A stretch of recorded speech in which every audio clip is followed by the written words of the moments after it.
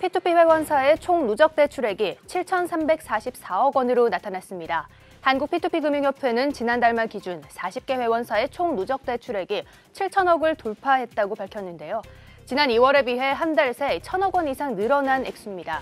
또 P2P 평균 대출 금리는 13.93%로 나타났으며 대출 만기는 1개월부터 최장 48개월까지라고 합니다. 최근 P2P 업체들이 건당 최소 투자 금액을 대폭 낮추면서 투자자 풀 확대에 발벗고 나섰습니다. P2P 업체 시장 규모는 지난해 말과 비교하면 3개월 만에 156%나 성장했는데요.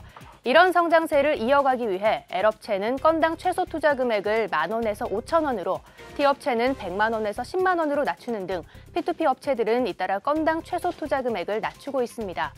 P2P 업체 관계자는 다음 달 시행되는 P2P 대출 가이드라인이 적용되기 전에 일단 투자자 풀을 확대하는 게 업계 전체의 미션이라고 설명했습니다.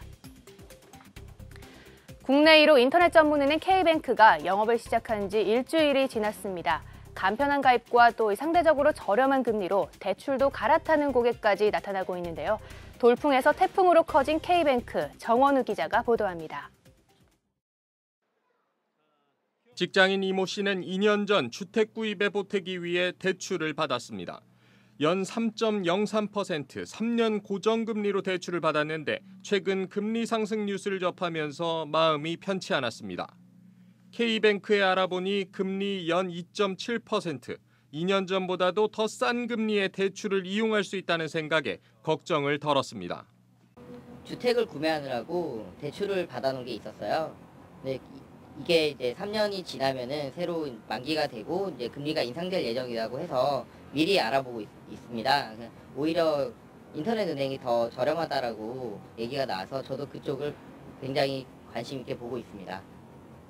사흘 만에 가입자 수 10만 명을 넘어서고 예금과 적금인 수신액은 730억 원, 대출액은 410억 원으로 K뱅크의 시작이 순조롭습니다. 대형 시중은행들이 고객 한 명이라도 더 확보하려는 포화 경쟁을 벌이고 있는 상황에서 돌풍을 넘어 태풍이라는 말까지 나옵니다. 간편한 가입과 파격적인 금리 혜택, 영업시간에 얽매이지 않으면서도 빠른 업무 처리까지 소비자들의 호응을 얻고 있습니다.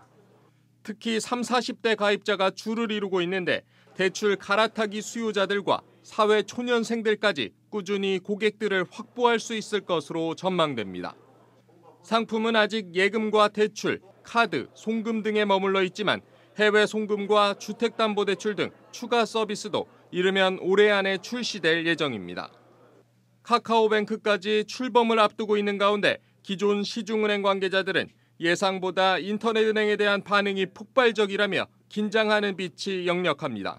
한국경제TV 정원우입니다. 지금까지 P2P 금융 주요 뉴스였습니다.